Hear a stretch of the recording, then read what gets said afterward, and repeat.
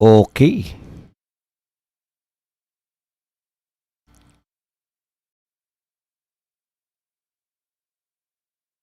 Okay, magandang araw sa atin lahat mga kababayan, saan man panig kayo ng daigdig naron.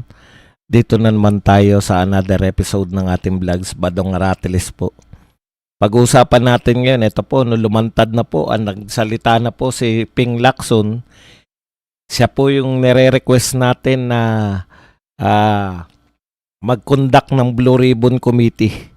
Pero mukhang sa kasawi ang palad po, taliwas po, no? Imbis po na umakto bilang investigador to si Ping Lacson, parang umaakto po siya na nag-aabogado dito po sa mga isinangkot ng 18 Marines. Ito, palagay ko lang yung nagaganap kay Lacson ngayon, wala pa siya nakakausap dito sa mga Marines. Gusto niya na kagad magbigay ng pagdududa sa utak ng mga tao. Ang problema, Senator Ping Lacson, ang katotohanan, Blue Ribbon Committee ka, pwede mo lahat sa aktual, naka-live. Pwede mo yung mga iniisip mo na duda ka dyan sa mga Marines o ex-Marines, pwede mo sanang sagot, patunayan kung sila'y nagsisinungaling sa pamamagitan ng Blue Ribbon Committee. Di po ba? Na kayo ang pinuno. Pero hindi po ganun ang nagagawa ang nangyayari. Parang gusto nyong pagdudahan namin agad. Pagdudahan ng mamamayan na wag tanggapin tong mga sinasabi nila. Pero mukha pong ang nangyayari, lalong mas nagiging katanggap-tanggap sa amin yung mga isiniwalat nila. Dahil ayaw nyo silang imbestigahan. Takot po ba kayong malaman namin ang katotohanan mula sa bibig nila? Okay, pag-usapan din po natin yung iba't ibang reaksyon ng mga isinangkot at iba pang balita. Pero dito talaga tayo kay Ping Lacson yan pong mga pagtanggi ng palasyo, pero kay Ping Lacson pa rin tayo. Yan po mga pag-uusapan natin. Pero bago yan, kung bago ka pa lang dito sa ating channel, mag-subscribe ka na. Dahil ito lang ang tanging channel na may kinikilingan, may pinapanigan, una sa balita, huli sa impormasyon. Kaya ano pang hinihintay nyo? Pindot na. Okay, ang gagawin po natin, makikinig lang po tayo kay Lacson. Maikli po, lahat po ng punto ni Senator Lacson, sasagutin natin. Para punto per punto po ang pagsagot natin. Okay? Lahat po ng sinabi.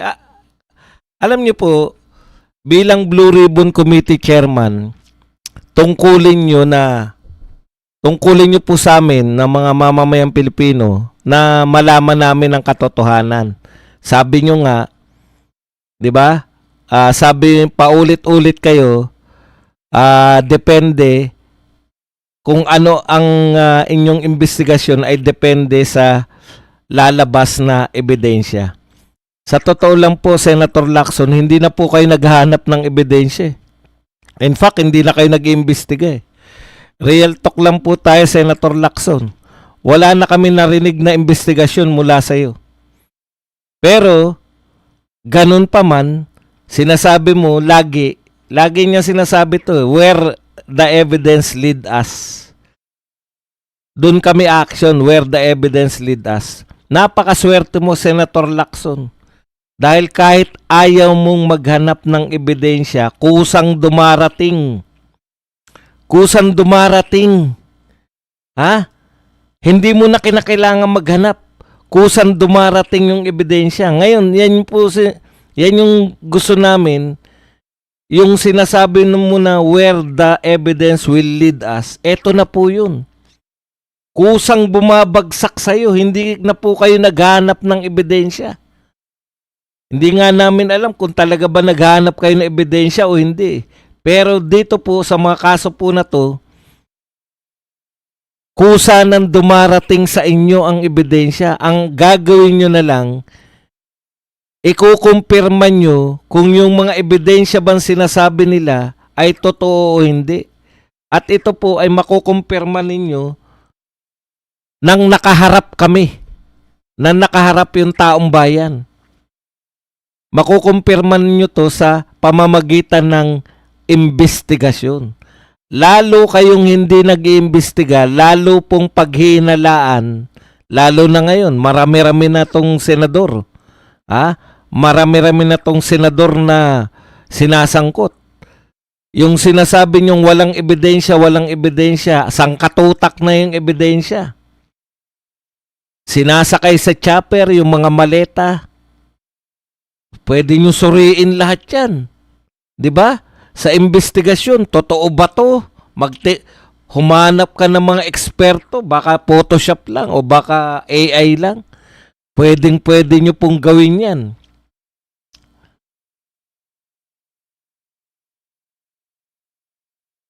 May ebidensya, may video, meron pa pong sinumpaang salaysay. Di ba yan yung binabanat nyo kay Gutesa? Kaduda-duda yung sinumpaang salaysay. Alam nyo po pala, ayon kay Attorney Harry Roque, pagka po may sinumpaang salaysay, ipinagpapalagay nyo na yan ay katotohanan unless na mapatunayan nyo nagsisinungaling. Kaya nga po nila pinaabogado yung sinumpaang salaysay nila dahil meron po sila, pag sila'y nagsinungaling, alam po nila na maaari silang makulong. So yung mayroon pong affidavit, ipinagpapalagay po na normal at hindi siya nagsisinungaling. Ngayon, kung gusto nyo po na mapatunayan na sila'y nagsisinungaling, hindi po pwede sa press con. Senator Lacson, na madalas nyong ginagawa.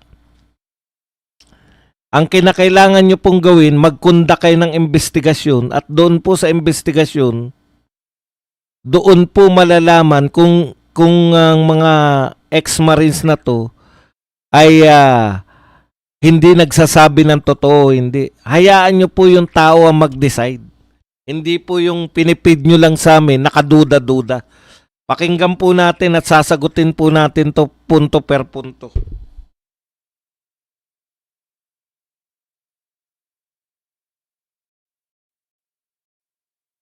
Portions doon na pwede na sabihing credible, pero may mga questionable. Number one.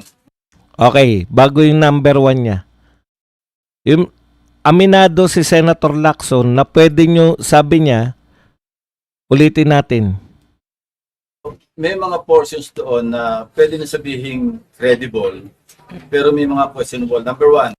Okay. Pwede nyong sabihin credible at pwedeng questionable. Di ba? So, paano nyo po malalaman yung mga questionable? Paano nyo po malalaman kung ito ay totoo o hindi? Kung hindi po kayo magkukondak ng hearing. Kahit na ano pong dakdak ninyo,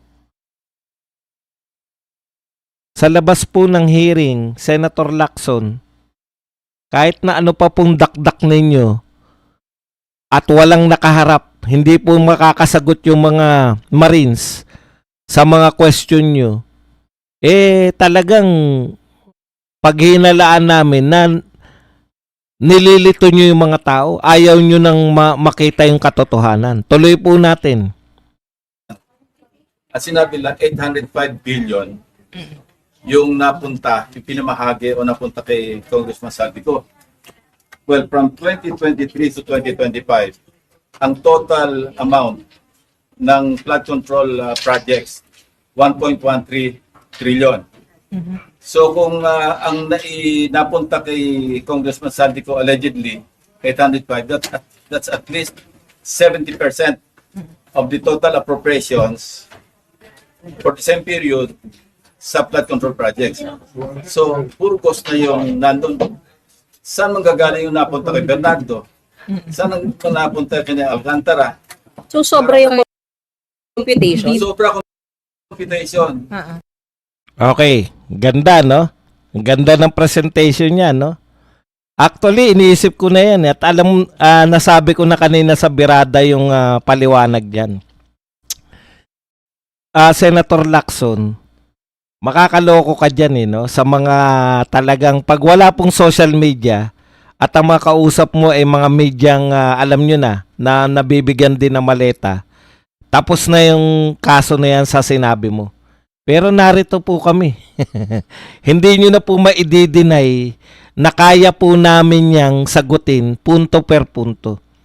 Tama yun sa biglang tingin. 1.13 trillion lang daw yung buo lahat ng budget sa flood control. 1.13 trillion lang daw. Paano mapupunta kay Saldico 805 billion?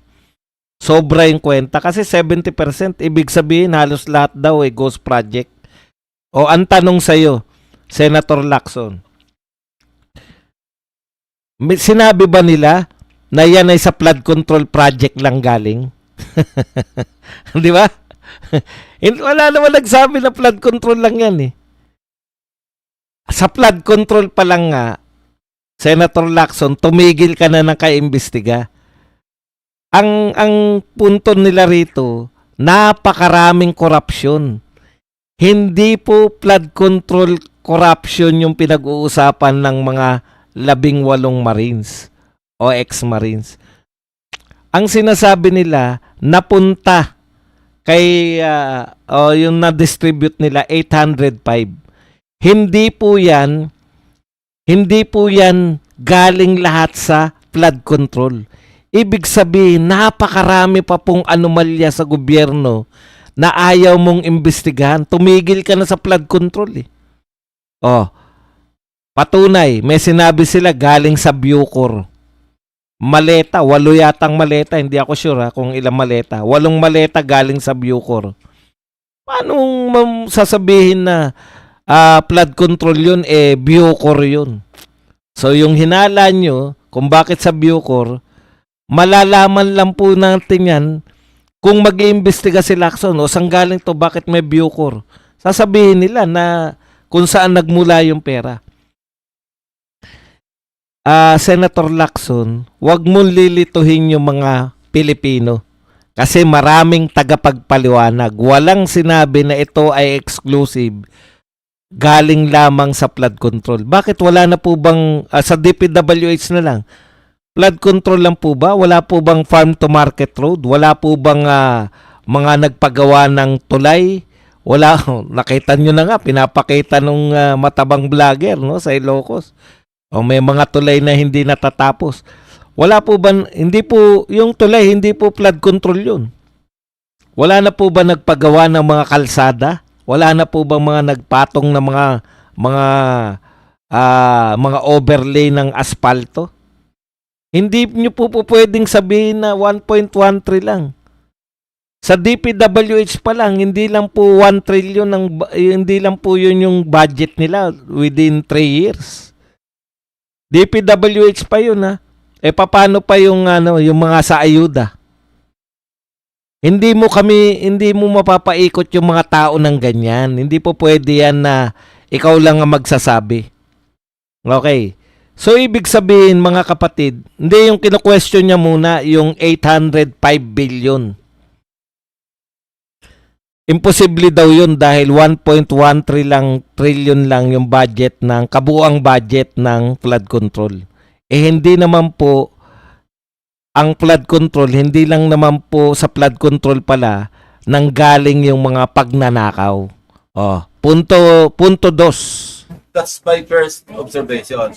Second, as we speak, sumulat na ako sa Philippine Navy, Philippine Army, to conduct record check and background investigation on the 18 Marine Philippine Navy and Army personnel. Sir, why so? Initial information. 'Di ba? Why so? Sabi ng bakit ka nagpapaimbestiga sa kanila? Background. Kabisado na miskin ng mga media Bakit mo pa imbestigahan yung mga yan? Anong kinalaman ng background nila dito sa pamamahagi nila ng basura? Hindi, wala pa action. Pero bakit? At saka sa LTO. No? May initial information from the Philippine Navy na yung iba dishonorably discharged. A number of them were never members of the Philippine Navy. Nasagot na rin po yan ni Attorney Balingod. 16 po ang ex-Marines. Yung isa po, Philippine Army. Yung isa po ay Philippine Army Reservists. Yung pagdududa po, yung ginagawa niyong pagdududa na hindi naman lahat. Kita niyo yung pagsasabi niya. Kita niyo po yung AFP yung nagsabi, 16 lang ang ano diyan, ang Marines. Yung dalawa hindi. Pero sa kanya, parang ang daming hindi Marines, di ba? Yan po yun eh. Magagaling po talaga sila sa magaling si Lacson sa akala naman niya wala na makakahuli nung ginagawa niya. Anyways, nasagot na rin natin yan sa birada kanina. Ano naman kung dishonorably sila po ay dishonorably dismissed. Ibig po bang sabihin hindi na sila nag-deliver ng pera? Ang usapin po rito, nag-deliver ba sila ng pera o hindi? Ano pong kinalaman kung sila ay na-dismiss dishonorably? Hindi po ba? Wala pong parang si Gutesa. O, di ba? Hanggang ngayon pinaniniwalaan natin yung mga sinabi niya. Wala pong connection dun kung paano siya na-dismiss sa Philippine Marines. Ngayon po, yung sinasabi eto Senator Lacson yung sinabi mo kay Gutesa, bakit hindi ka panipaniwala? Kasi wala nagko-corroborate. Paulit-ulit ka dyan. Siya lang ang nagsabi. Siya lang yung tanging nagturo kay Martin Romualdez. Walang iba nagko-corroborate. Eto po, 18 na nagko-corroborate. Pero ayaw mo mag-imbestiga. Ang katwiran mo noon, wala nagko-corroborate kay Gutesa. In fact, akala siguro ninyo pag wala na si Gutesa, wala nang lalantad. May lumantad at marami pang kasunod. Hindi nyo pwede na itong i-dismiss na wala. Kasi yung mga kinatwiran mo kay Gutesa noon, binalik ng mga Marines sa'yo. Una, kinakatwiran nyo kay Gutesa, palpak yung nagnotaryo. Sabi nga namin, immaterial na yan, nanumpa nga sa'yo. Sa harap mo, nanumpa eh. Pero, pinalaki nyo yun. Eto, hindi na palpak yung notaryo. Kasama na nila abogado. Di ba? Yung affidavit nila, maayos na. Isa pang sinasabi nyo, hindi na nagpakita si Gutesa sa DOJ o sa ombudsman. Eto po, hinarap nila sa ombudsman yan. Wala na kayong lusot. Yung mga sinabi ninyo na palusot kay Gutesa, kaya hindi katiwa-tiwala siyang witness. Hindi nyo na malulusutan kasi yung mga sinabi nyong kakulangan ni Gutesa, ginawa na tong 18.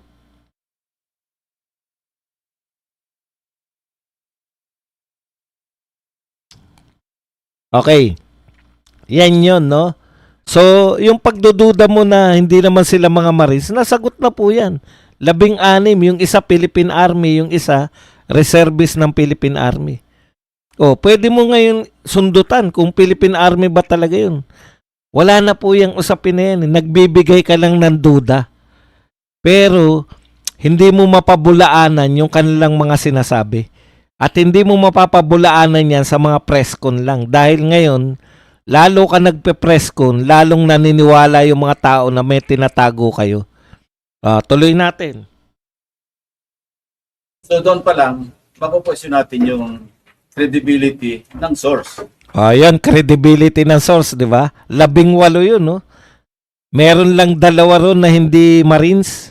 At ngayon napaliwanag na hindi nga Marines pero Philippine Army.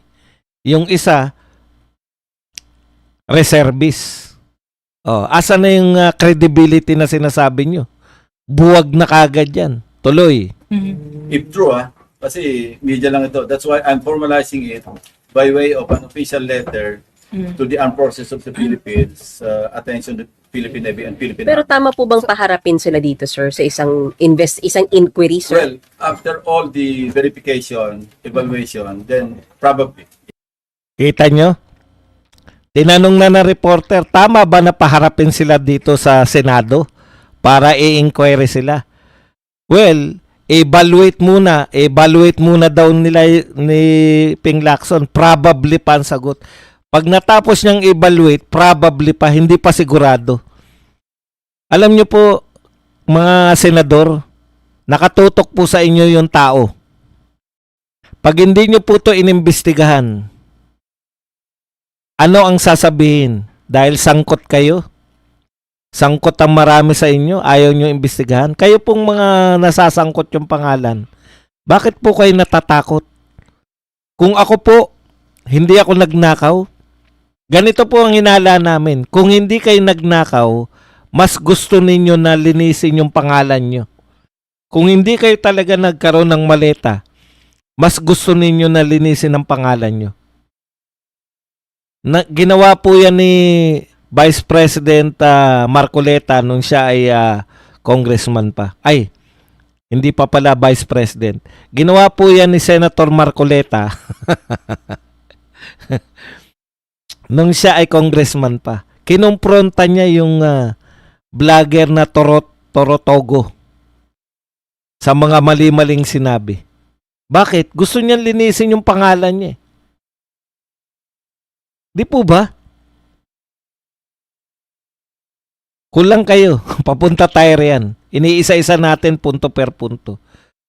Kaya po kung hindi po kayo mag-iimbestiga, wala pong mangyayari dyan.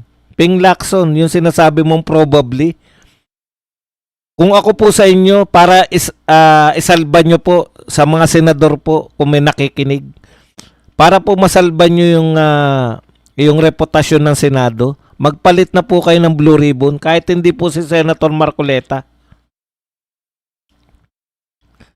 No? Sabi niya, ba-background check muna yung 18. Pag na-background check na, probably pa rin. Kita nyo? Tuloy natin. Yes. Pero And sir, ito pa isang observation.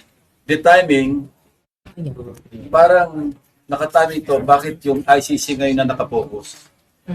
Ang pinoproject doon is napaka-corrupt ng ICC, di ba? Dahil nilagyan ng $2 million allegedly through former Senator Trillanes. Another one, timing nila, bisperas noong trillion. Okay, yun muna. Timing daw na ICC yung focus. Gusto nilang palabasin na corrupt yung ICC. Yun po ang naiisip namin ngayon. Tama po kayo. Gusto nilang palabasin na corrupt yung ICC. Opo. Sa tingin ko, yun talaga ang gusto nilang palabasin. Ngayon, edi, gusto nyo ipagtanggol pala yung ICC na hindi corrupt, na si Trillanes ay hindi corrupt, mas lalo kayong dapat mag-imbestiga.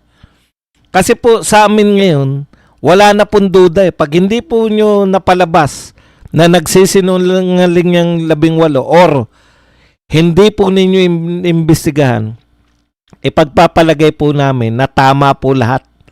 Kasi po, aminin naman natin at hindi, ang dami pong Pilipino na naniniwala dito sa paglantad na to ng 18 ex-marines na to. Yung timing, mga politiko po kayo. Tama yan, meron bang behind na politiko rito? Malamang. Meron. Pero hindi na po yung question ng, ano ngayon? Ang sagutin nyo, totoo ba na may $2 million o hindi? Hindi po usapin yung timing. Tiniming ba yan sa ICC? Malamang. Oh. Ay ano ngayon? Yung $2 million ba mapapabulaanan nyo na yan ay timing lang, tiniming lang? Ibig sabihin hindi totoo yan? Paano nyo mapapatunayan na hindi totoo yan? Samantalang ang dali lang. Gusto nyong patunayan na hindi totoo? Mag-imbestiga ka. Makikita namin kung nagsisinungaling yung mga nagsasalita. Matatalino po mga tao ngayon. Yung mga ginagawa mo ngayon, nasusuri na ng mga Pilipino yan. Huwag nyo pong hamakin yung kakayahang mag-isip ng mga Pilipino. Yan po ang katotohanan. Masyado nyong binababaw kami. O, ito pa isa. Yung March, yung 40th anniversary ng EDSA. Another observation, parang kung gano'n ang mga pinagbibigyan, parang kulang yung listahan. Timing is suspect? Yeah. Kasi timing ng Questionable? ICC confirmation of charges. Okay. Ang timing din, yung ngayon, February 25, yung EDSA, 40th anniversary ng EDSA. So ano yung, sa akin kung ako yung mukhang merong political color, not just political color, mukhang merong destabilization na Ayan na naman sila. Mukhang merong destabilization. Oh. Nakikita nyo po, pinagbintangan kagad na destabilization. Ito ang sinasabi ng mga Marines, ito po yung mga magnanakaw na binigyan namin ng pera. Tapos sasabihin nyo, destabilization kung ano-ano. Imbestigahan nyo lang kung totoo ba o hindi. Destabilization na naman dahil sa EDSA. Real talk po, yung mga pro Duterte, hindi na po naniniwala, matagal na kaming hindi naniniwala sa EDSA. Kung ang pinagbibintangan nyo may kinalaman sa EDSA, itong mga dilawan. Mga dilawan po yung nagrarally ron, wala pong kinalaman yung mga Duterte. Kung yan po yung gusto nyong palabasin. Kasi ICC, tapos ito, destabilization. Napakalayo po sa utak namin yung EDSA. Ang destabilization na sinasabi, yung malaki na rally, yan, pwede nyo pang, malayong-malayo na yung mga pinagsasabi mo, Senator Lacson. Pati nga yung mga media na nakasubaybay sa inyo, tignan nyo kung paano magduda. aspect. Sir, kung why do you say so, sir? Paano Oo. makaka-destabilize Yung ito, timing, sir? kasi EDSA ngayon Uh-huh. bakit kahapon lumabas? So, parang manggugulo, sir? Yun yung... Well, kayo, I leave it to your own imagination, but that's my own opinion. Rightly or wrongly. But you think it's enough to destabilize, sir? I don't know. Kasi hindi ko alam. Kasi wala namang nangyayaring destabilization ngayon, di ba? Di ba? Ikaw na rin na nagsabi na hindi mo sigurado kung may destabilization o wala. Hindi na po uso 'yan. Yung mga ako ang pagsusuri ko po sa EDSA na nalaos na po 'yan ng eto na malawak na po yung internet. Hindi na po yung pagpapakita po ng puwersa ng mga Pilipino, hindi na po yung pupunta sa EDSA. Marami po umaattend ng rally digital. Kayo po, yung mga nanonood sa amin ngayon, kahit saan parte kayo ng Pilipinas, nakaka-attend kayo ng rally pag umattend ng rally si Badong. Kasi nanonood kayo sa inattend na rally ni Badong. Di ba? Wala na po yan. Laos na po yung mag-EDSA. Ang power ng mga Pilipino ngayon, pinapakita namin sa balota. Hindi na yung EDSA. Very 80s pa yan. Kaya yan yung reaction ko. Pag may rally, umaattend tayo dahil, siyempre, rally yan eh. May karapatan ka namang magpahayag. Pero yung sabihin nyo na yung mga Pilipino dahil hindi nagpapakita sa EDSA o konti lang yung lumalawak sa EDSA ay wala nang suporta yung protesta sa inyo. Kalokohan po yun. Ang mga Pilipino ngayon kahit saan, digital po ang pagpoprotesta namin. Narito po sa puso namin. Alam namin yung ginagawa ninyo. Imbis na mag-imbestiga ka, Senator Lacson, imbis na mag-imbestiga ka, papahayag ka ng mga intriga. Iniintriga mo yung 18 Marines na ano yan, baka hindi sila lahat Marines. Pinaimbestigahan ko kung paano sila na-dismiss.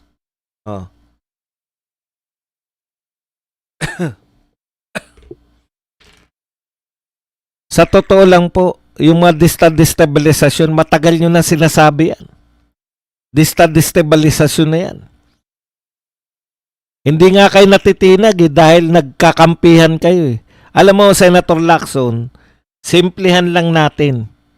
Kung hindi mo na naunawaan dahil very 80s pa yung mga utak nyo, 90s pa, simplihan lang natin. Ang mga tao ngayon galit. Lumantad si Gutesa, halos patayin nyo yung issue. Ngayon lumantad yung 18, halos patayin nyo na naman yung issue kasama itong mga media na to. Pinapatay ninyo yung issue. Hindi po papayag yung mga tao. Impeachment na naman kay BP Sara. Hindi nga kayo makakuha ng 1/3. Paano mo natiyak, Badong? Kung may 1/3 yung mga yan, nasa Senado na yung impeachment na yan. Gigil na si Tuta Soto na mag-impeachment eh. Mag-impeachment trial eh. Wala na po yan. Yung suporta po sa inyo ng mga tao, huwag kayong mag-alala. Yung Vice President namin, hahabulin kayo. Yan ang pinangako ni President Sara Duterte. Hahabulin kayo. Matatapos din yan. Talaga, yung tatay nga nito, 20 years na namuno eh. Natapos eh. Di ba? Matatapos po yan. Lahat po ng mga ginagawa ninyo sa mga Pilipino ngayon, may katapusan yan. It's either mapaaga lang dahil hindi na po sa dibdib yung hindi na sa dibdib nilalagay ni BBM, dito na sa sikmura eh. It's either mapabilis lang o sa 2028 matatapos din po yung pamumuno ninyong lahat. Okay. Punta na po tayo sa mga iba pang balita para po maano natin. Pero yan po yung main natin, yung kay Lacson. Napakita po natin na halos wala po silang balak. Ayan. Hindi po aatrasan ng mga kakasuhan. Sabi po ni Attorney Levy Baligod dito po sa banta ni Antonio Trillanes. Ito po yung banta ni Trillanes sa kanila. I will be filing cyber libel cases against Levy Baligod, Mike Defensor, Jay Sonsa, the 18 ex-soldier. Nagtataka ako, naroon ba si Jay Sonsa? Manong Jay, suki ka. Lahat ng kasuhan kasama. And all those who are maliciously circulating this blatant lie, this is not new to me. I will not be distracted. Hahabulin ko kayo. Yan yung sinabi ni Trillanes, di ba? Paglabas na paglabas. Tinakot niya, habulin. Ito po ang sabi naman ni Levy Baligod. Hindi naman kami tatakbo. Hindi niya kami kailangang habulin.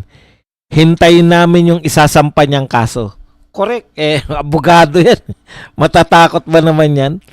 Eto na po. Nagsilabasan na po yung mga napagbintangan. Sabi po ni Joel Chua. Joel Chua, mariing itinanggi ang paratang. Tignan nyo po kung paano po sila sumagot. Sabi po ni Joel Chua, kahina-hinala ang tiyempo. Nakita nyo, tiyempo rin. No? Si Ping Lacson, tiyempo rin. Ng mga aligasyon, layunin nitong siraan ng mga miyembro ng Quadcom at ngayon ang Justice Committee na didinig sa impeachment ni Vice Presidente. Alam nyo, Joel Chua, naalala ko last year o mga nagdaang taon, ang bilis ninyong mag-imbestiga di ba? Siniraan kayo. Kay BP Sara, ang dami nyong investigasyon. Sa mga Duterte, may Quadcom. Sa mga vlogger, may Tricom. Kawawa naman nga si, wag na natin sabihin, sumisikat pa. Iisa lang yung script nyo Timing. Tignan nyo yung timing. Wala po kaming pakialam sa timing. Tama po yan. Napopolitika ba kayo? Malamang. Mga politiko kayo lahat Wala po kaming problema. Lahat po to politika. Ayaw nyo palang napopolitika kayo. Huwag kayo sa Ayaw nyo palang napopolitika. Huwag po kayong pumasok sa politika. Lumang tugtugin na po yan. Napopolitika lang. Yung timing, tinataon sa ganun. Sino po ba timing dyan sa lintik na EDSA Revolution na yan? Matagal na kami hindi naniniwala dyan kung yan yung pinagsasabi yung timing. Sa totoo lang, kayo mahilig kayong mag-imbestiga. Di ba? Konting kibot, iimbestigahan nyo. Bakit hindi nyo imbestigahan tong mga Marines?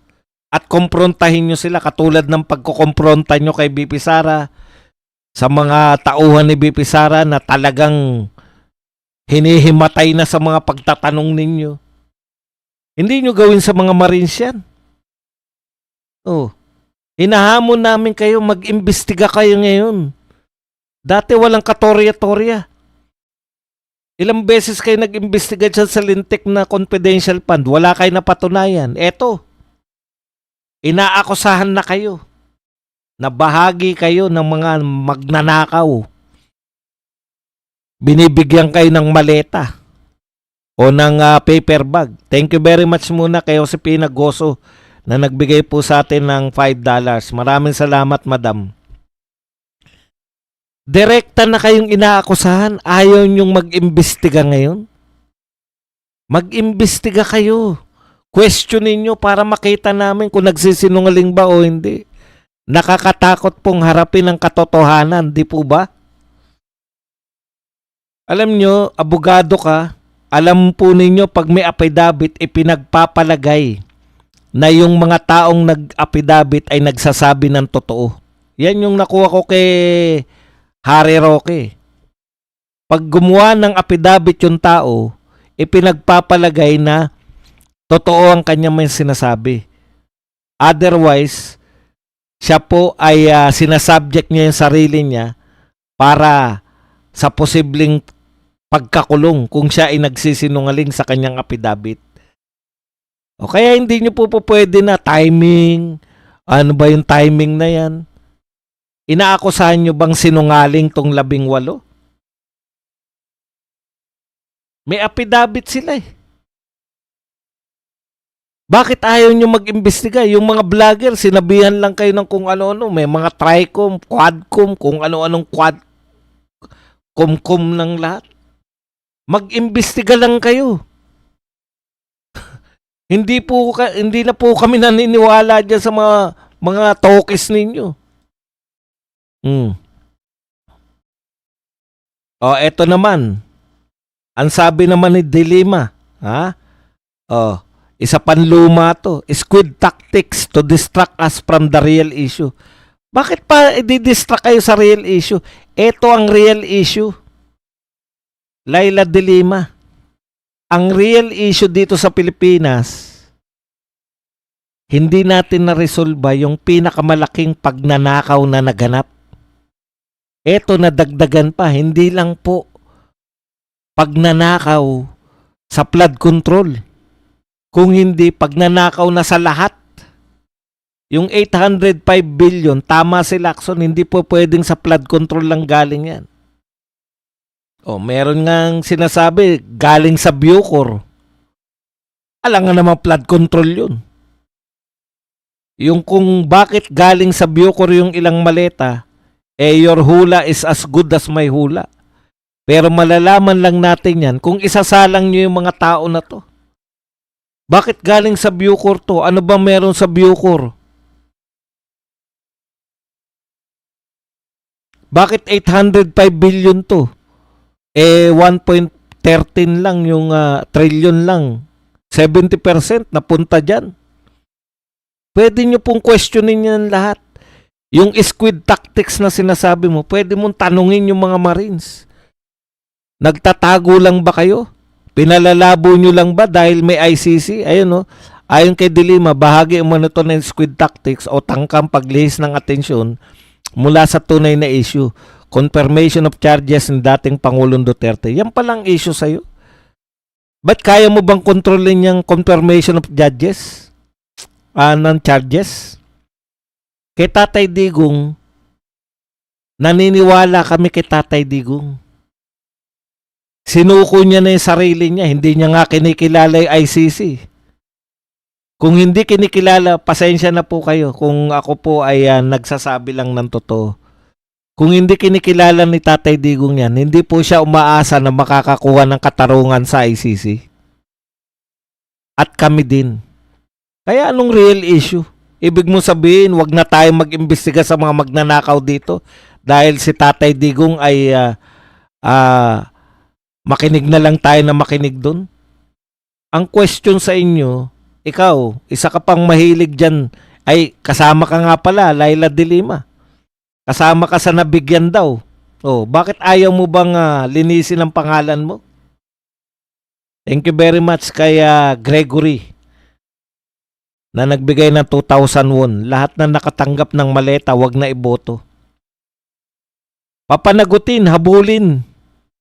Kaya dapat talaga yung susunod na Vice President, yun yung qualification ni Sara Duterte. May kakayahang humabol. Mataktika, marunong sa batas. Kaya kung fans kayo ng iba at wala na, hindi naman una, hindi abogado yung mga yan, hindi po qualified sa pagiging VP ni VP Sara. Okay, eto pa isa. Ang Malacanang, eto lang po ang sinabi, paulit-ulit na kasinungalingan laban sa Pangulo. Ano paulit-ulit na kasinungalingan? Ngayon lang po may nagbunyag. Lao sa script, hindi pang award winning. Hindi malinis, alam mo na may kasinungalingan. Alam mo, Claire, Auntie Claire, hindi po kinakailangan ng award winning script. Ang katotohanan po, sapat na. Yung gumagawa po ng mga award winning script, yung mga walang butas sa kanilang mga nakita nyo pala na butas-butas siguro. No? Kasinungalingan daw. Pinakamaganda niyan, kung totoong kasinungalingan yan, pag-imbestigahin nyo sa Senado yung mga kaalyado nyo. Sabihin nyo kay Tito Soto na mag-imbestiga na kayo para maklear si BBM. Maklear yung Pangulo.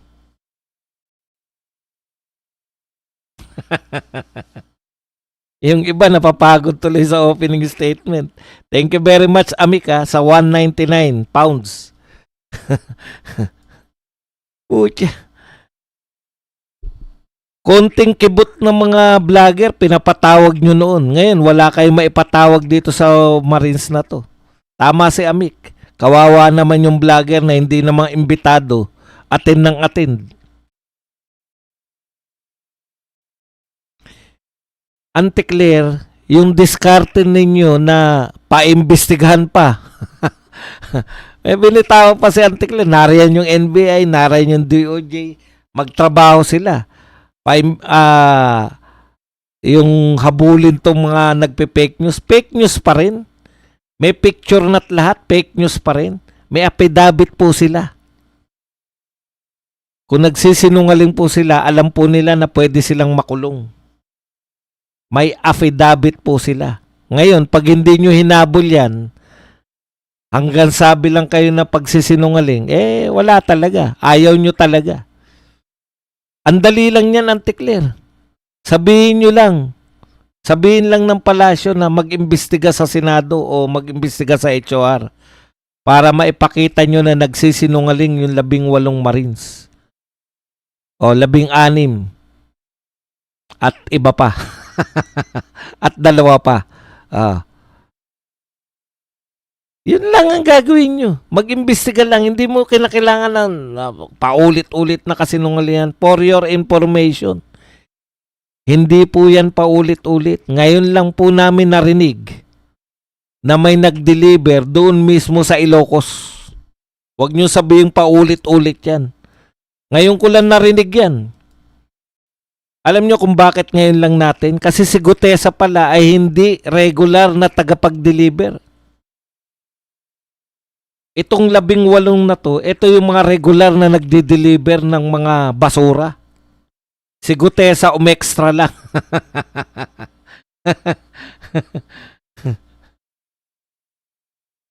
Maganda yan. Tell it to the Marines, di ba? Marines to mga nagsabi na totoo.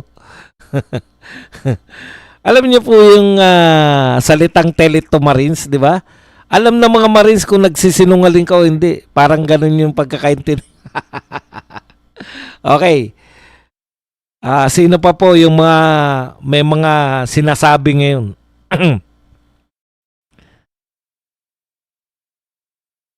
Eto na po. Catholic Bishop Conference of the Philippines President Pablo Virgilio David. Kinwestiyon. Anyari daw. Anyari. Kinwestiyon ni Bishop Virgilio David ang pinangakong pagpapanagot sa mga nasa likod ng flood control scandal. Ito po ang sinabi niya. Matapos ang 2 nakaraang trillion peso march, Huwag tayong humintong magtanong. Akala ba nyo pwede na tayong bumalik sa business as usual? Hindi pa tapos ang usapan. Hindi pa raw tapos ang usapan, sabi ng mga pare. Nasaan na ba ang pinangakong makukulong bago ang December? Anyari. Alam mo, Bishop David, dalawa lang po yan eh. Kasi po, hindi na kami nakikisama dyan. Yung mga totoo na pong issue ang pinag-uusapan namin. No? Alam na po natin ngayon, ito po ang mga tunay na issue. Ang pagnanakaw po sa gobyerno, hindi na po. Umaasa pa na talaga kayo. Dalawa lang po yan na Bishop. Nagkakaroon po ng utuan ngayon sa mga mamamayang Pilipino. Inuuto tayo. Ngayon, Bishop, dalawa lang po yan. It's either kayo ay parte ng pang-uuto sa mga Pilipino. Rally kayo ng rally, tapos bawal nyo namang sabihin na sisihin yung pinaka-mastermind. Ayaw nyo naman pong tukuyin yung mga mastermind. Ayaw nyo banatan yung mga mastermind ng pagnanakaw. It's either bahagi kayo ng pang-uuto. Kunwari, lumalaban kayo, pero hindi naman talaga kayo lumalaban. Is either bahagi kayo ng pang-uto or kayo mismo ang uto-uto. Wala pong paglalagyan eh. Bishop, kayo ba papayag na uto-uto ka? Alam nyo, pag naging bishop, mga partner, pag naging pari ka, matalino ka na eh. Para ka abogado niyan, pumasa ka sa pagkapari. Hindi po simple yung pagpapari. Halos lahat ng pari matatalino. Siguro ganun din sa ibang reliyon pag naging pastor ka o ano. Hindi ko alam, hindi ko kilala yung mga sa ibang reliyon. Pero po, natitiyak ko po sa inyo. Once na maging pari ka, meron ding mga yan eh. Pwede ka rin bumagsak sa pagiging pari eh. Lalo na pag naging bishop ka, matatalino. Papayag po ba kayo, bishop, na kayo ay utoto? Siyempre, alam nyo yan. Lahat ng ginagawa ninyo ng mga trillion peso march, palabas lang po yan lahat. Alam po namin na alam ninyo na bahagi po kayo sa pang-uto sa mga Pilipino. Kunwari, nagrarally kayo, pero wala naman kayong sinisingil. Kunwari, nagrarally kayo, pero ang sinisingil nyo, Duterte. Hindi naman parte yung Duterte ng pagnanakaw. Ano ba, Bishop? Uto-uto ba kayo o parte kayo na ng uuto? Mahirap aminin, no? Pareho, mahirap aminin. Na kung bahagi kayo sa ng uuto o uto-uto. Ang sakit nun. Oo, pinagbibintangan ko kayo, dalawa lang kayo. Uto-uto at bahagi ng pang-uto. O matalino si Abante. Hindi nyo ba hindi po porkit na wag naman po. Hindi naman pala natin alam. Hindi porkit kalaban natin ay hindi na matalino. Matalino po si Abante. Nagagawa niya nga yan, no?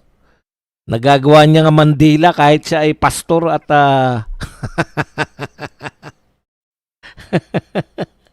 di ba? Ganun katalino yun. Marami na papaikot dun. Marami na papaikot yun. Okay. Yan lang po ang ating topic. Panahon na para kayo ay magtanong, magbigay ng reaksyon at higit sa lahat,